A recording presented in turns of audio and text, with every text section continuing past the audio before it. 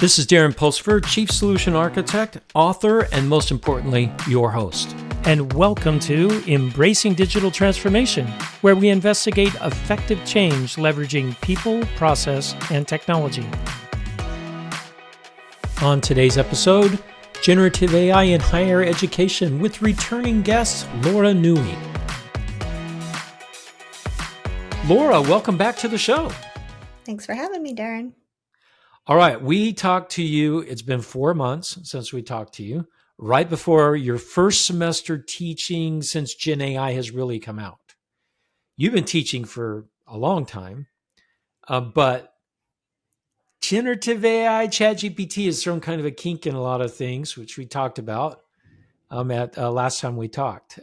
Did it go? So, how'd it go?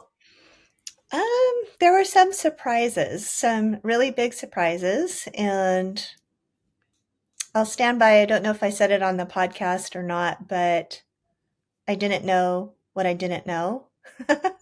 There were some real surprises that I'm still contemplating what to do with it. So yeah, but it went well. I think it went well. I think that what I had planned to do was not say don't use AI or, AI is the big bad boogeyman. Instead, we used it as a tool throughout the semester to help make their writing better. And, one of the takeaways just from my classes and the other things is I really think, because I teach critical thinking, that's my main concern, right?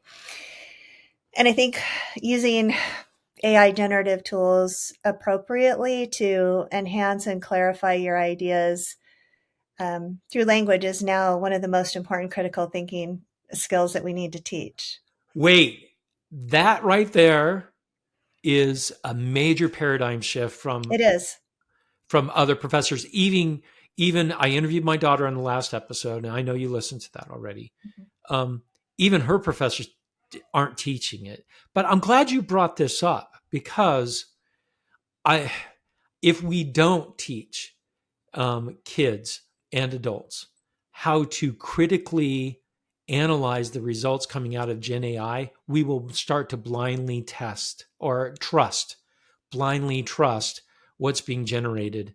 And that's dangerous. Right. And I would even say to critically think about what they're asking AI to do.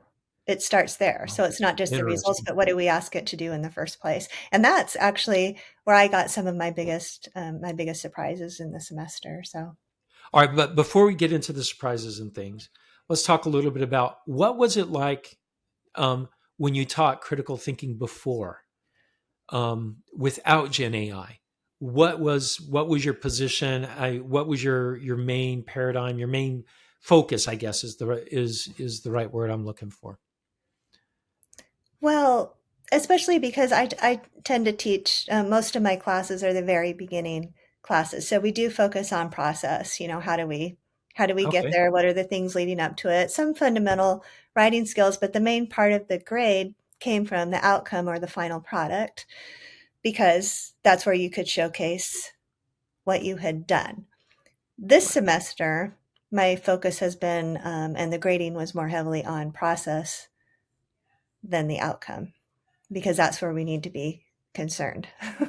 which is really interesting because how else do you grade? It's an English class, right? Ultimately. Right. Gone are the days. I think it would be doing the students a huge disservice to say your grade is primarily, these 3 essays, the finished essays.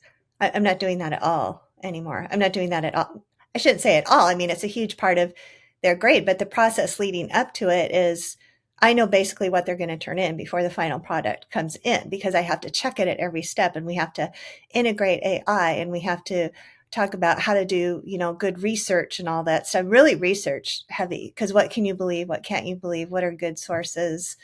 How do you verify your information? So for me, it's always been about the teaching the process, but as far as the grading goes, I'm not doing it on final outcome anymore as much. Are you alone in that, Laura, at the school that well, you teach this was one of the surprising and discouraging things is I thought every teacher would have to embrace this somehow. And I'm not criticizing anybody else because this is a new thing, but I was surprised how many instructors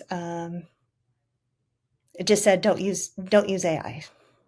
How many instructors are relying on, if they even know about them, on the AI detection tools? We can talk about that Uh-huh. later, but that makes me nervous. If anybody's handing out a 0 just because a detector says it was AI generated, that's a disservice to the students. And we have there was a handful of instructors that I know about that kind of even refused to engage in the conversation.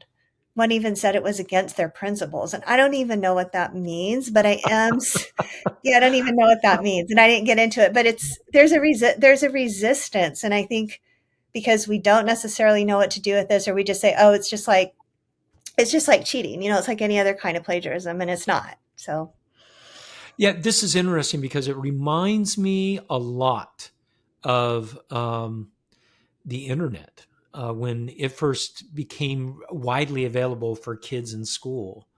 And teachers were coming out and saying, you cannot, you cannot use the internet to do your searching. You right. cannot do your research on the internet. I'm like, can you imagine not doing research on the internet today? No.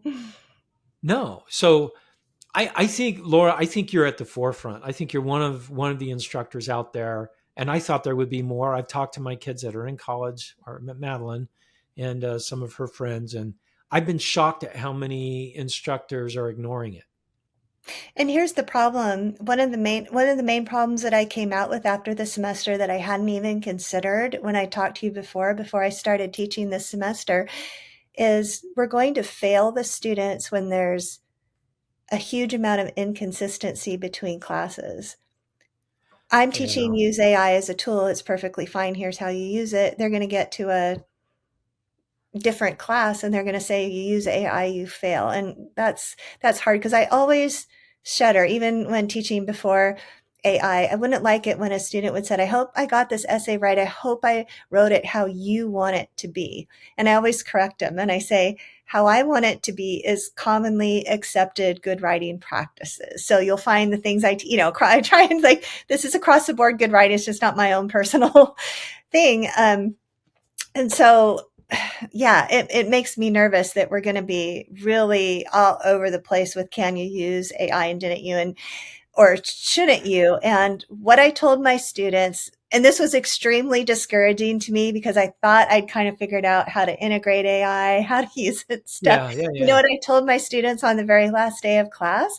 I said, when you use AI, no matter how you use it, take screenshots of everything you put in and everything that came out and save those. And if necessary, staple them to the back of your paper. Well, they turn it in online, put it on the back of your paper to cover your butt. So basically, my closing words for my students of the semester was, I taught you to use AI. I want you to use AI. It's a great tool, but take screenshots of what you did because not every instructor is going to feel this way. yeah. And So I think, cover your butt. Show them what you yeah, did. Yeah, I think you're probably right. I think it'll be this way for a little bit. I think 3 or 4 years, but I don't it think will much be. longer than that. But also, the thing about AI is it's evolving so quickly. Unless we're really committed to stay on top of what it's doing, our policies are going to become outdated as quickly as it evolves.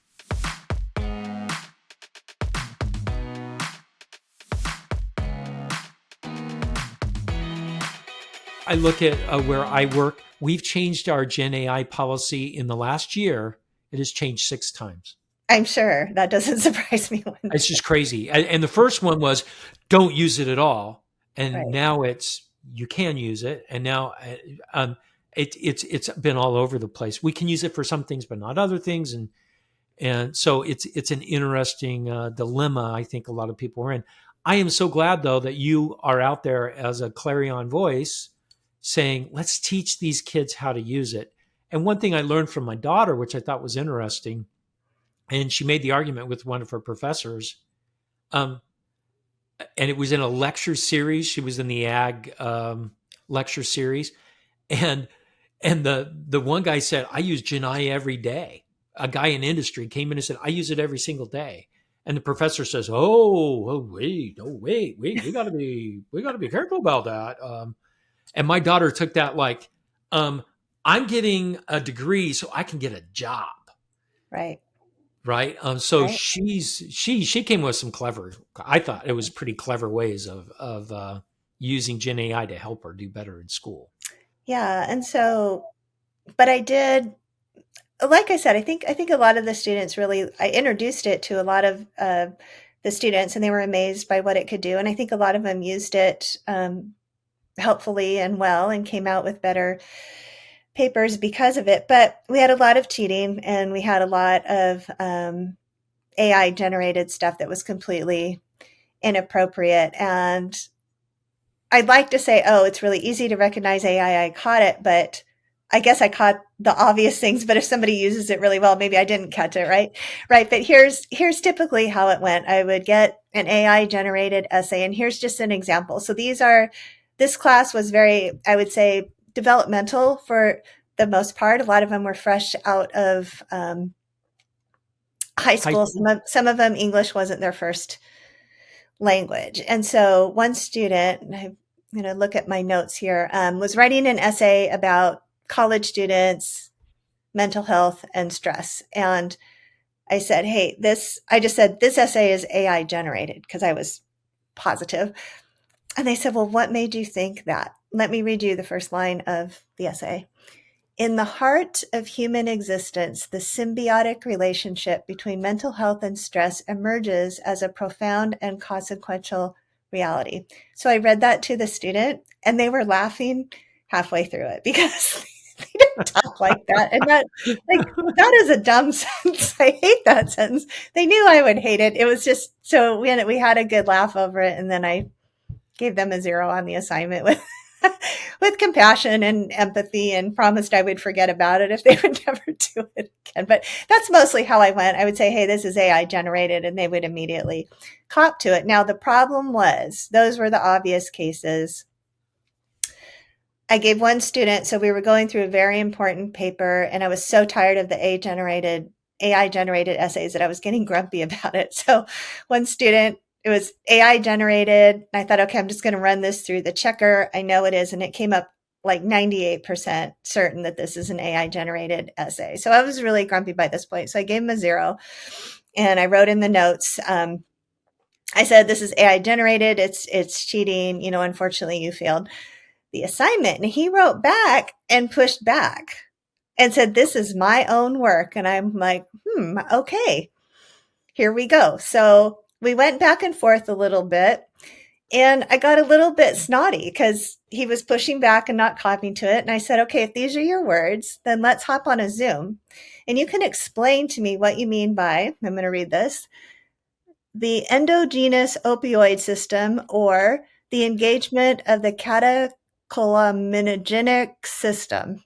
I can't even pronounce it. And I said, or you can send me your first draft or screenshots of what you put into ChatGPT. I thought that was going to end the conversation, right? And nobody knows what those words mean. He sent screenshots of what he put into ChatGPT, and here's where I ate my humble pie.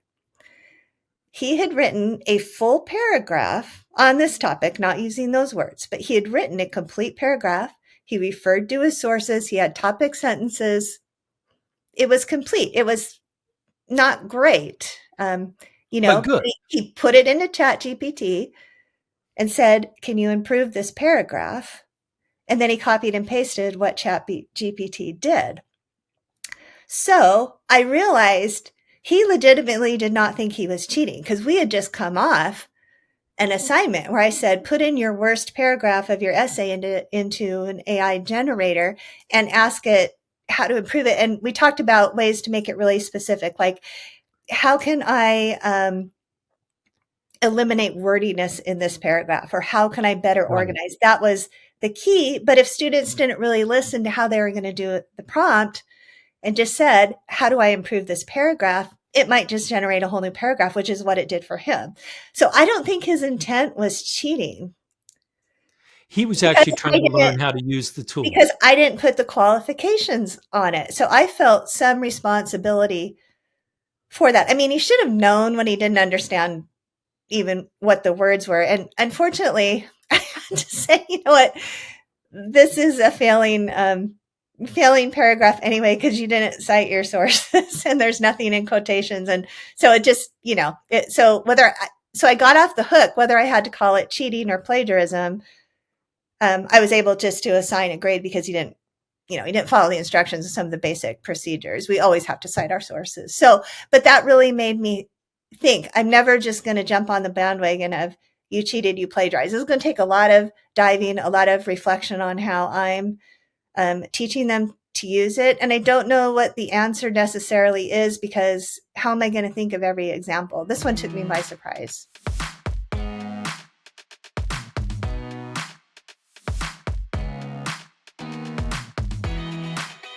Have you talked to other instructors, other professors about your findings, and are they using it, or is everyone just kind of closed to it?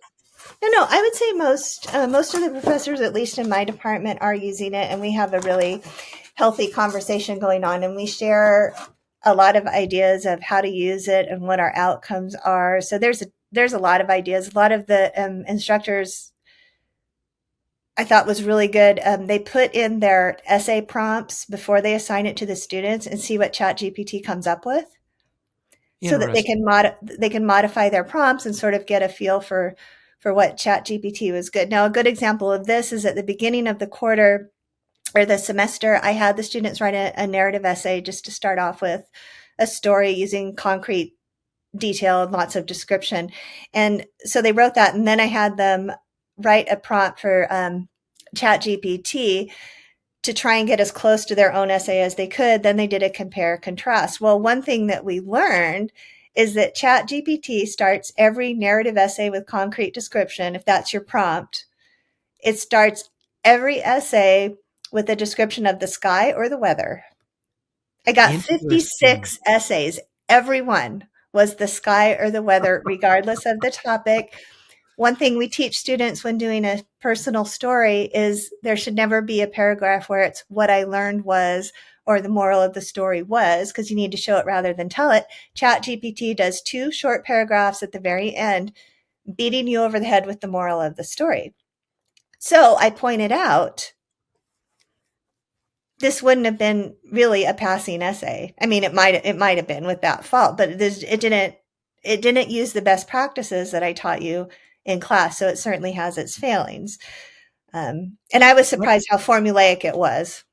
That's very fascinating. I didn't think it was that formulaic either.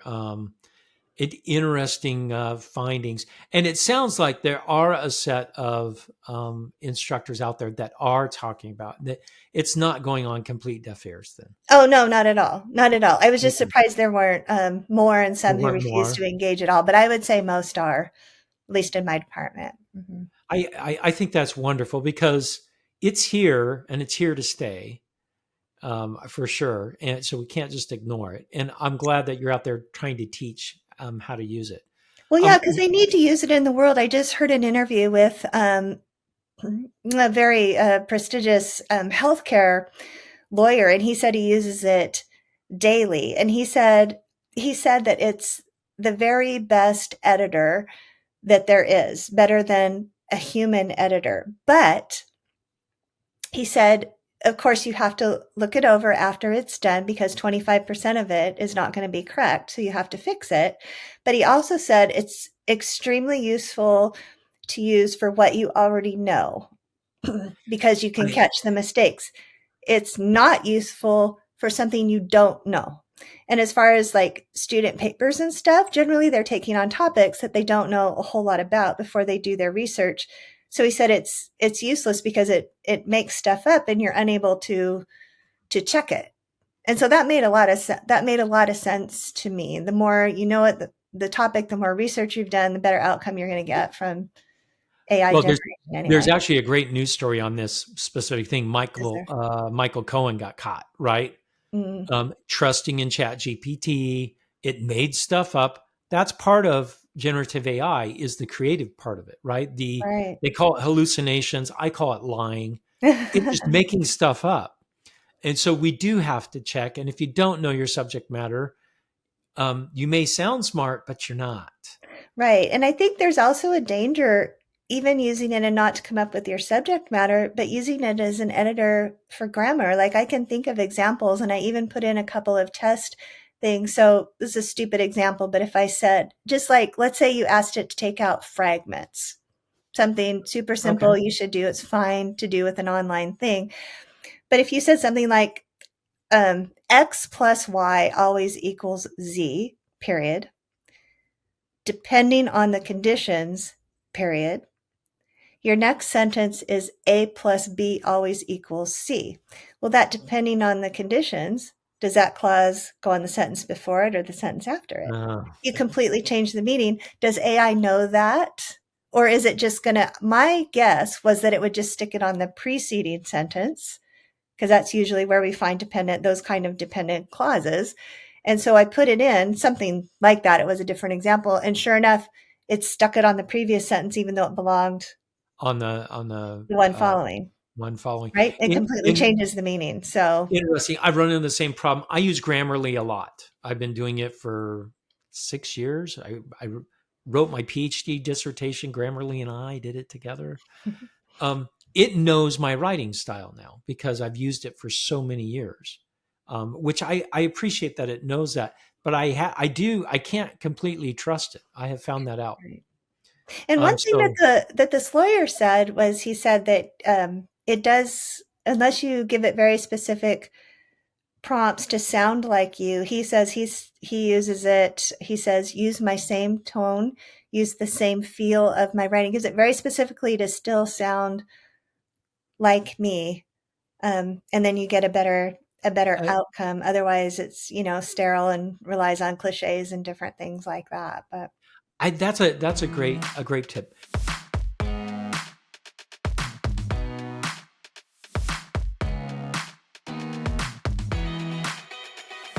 Are there any other surprises that you saw in going through this class, both with the AI itself and or the students or the results that you got out? um, I think students, they're more apathetic to it than I thought. I thought they would be really excited about it. And I'm speaking in huge generalizations here. At first, I Yeah. think a lot of them hadn't used it before and didn't really get it, kind of thought it was like a Grammarly or something. Once they used it to generate their own narrative essay, which was the first thing we did, and then we did some other exercises, I could see it growing on them. But I was shocked when they had options to use it or not, they didn't. And Wow. so Wow, that's interesting. I would think that they would use it. I mean, I got a lot more people that used it to blatantly cheat that was really easy to catch than I thought. And it's kind of like, and a lot of other teachers share this sentiment, especially when you're a new teacher. When someone cheats, you take it really personal when they copy and paste because you think, do you think I'm that stupid that I wouldn't realize this? So you have to get over that. But I kind of had that renewed feeling again. It's like we've been talking about AI. This is so clearly not your voice. How stupid do you think I am? But it's never about the instructor. It's about panicking at the last minute and thinking you can't do it. So I of got a course. lot more of those than I thought that were really easy to catch. So that was a little bit discouraging, and they were a little more apathetic about it. But I think the few students who really embraced it did find it really valuable. Like your daughter said in the podcast, she had lots of good ideas for how to use it that I'm going to share with my students about starting with a question for a thesis statement and having it generate ideas. I think that's great. Or putting the rubric in and asking Yeah, the AI that generator one's to clever. grade your essays. Like, wow, that's going to make my job easier. So I think those are fantastic ideas. So, very mixed results, would you say, from what you thought at the beginning of the semester? Or was it what you expected? No, they didn't embrace it as much as I expected. I would hope that they would use it more and use it in constructive ways. They didn't embrace it very much. It seemed like, for the most part, they only did it when it was specifically assigned. And then a lot of them just thought, oh, new cheating tool. So that was sad. So, yeah, that is kind of sad. But maybe there were two or three that you changed their opinion and Oh maybe no, they there were a handful. I'm just talking about for yeah the most part, the ones who really got it, were excited and will, I'm sure, use it going forward. So, and it wasn't, as we get further along, I'm sure the students who, were just trying, this is their first year in college. They were all first year freshmen and probably really overwhelmed. So I'm hoping some of those exercises that we did will come back and resonate with them later, and they'll use that. So I think it really was an important part of the teaching this semester, and I'm optimistic for them. I'm optimistic for them and the great difference it's going to make in the stuff they produce. I'm a little worried for me about thinking through all the scenarios and the specifics and being careful not to jump on somebody and say, hey, you plagiarized, like I did that one guy, when technically I guess it was because he copied and pasted, but he didn't think he was. And I understand why he didn't think he was yeah. cheating, right? So I have to be really clear about that. So that's interesting because you have to make adjustments too. Yeah. It's not Yeah. just right. It's not just the students and things like that. Very interesting. Now you're not teaching freshmen again this semester, right? I am. Oh, you are. So you're teaching again. Yep. Same course. You're going to use the Yep. same approach. Same thing with the adjustments that I need to make. So I'll be very interested to hear how those adjustments went. Maybe we'll talk to you in April or May, right? May, I think, is when you're done. May. Yeah, sure. Yeah, May. Well, we'll talk to you again in May and find out how it's progressing. Laura, thank you for coming on the show and educating our next generation. I think this is so important. I do So too. thank you. I do Thank too. you so much. Yeah. Thank you, Darren. Thank you for listening to Embracing Digital Transformation today. If you enjoyed our podcast, give it 5 stars on your favorite podcasting site or YouTube channel. You can find out more information about Embracing Digital Transformation at embracingdigital.org. Until next time, go out and embrace the digital revolution.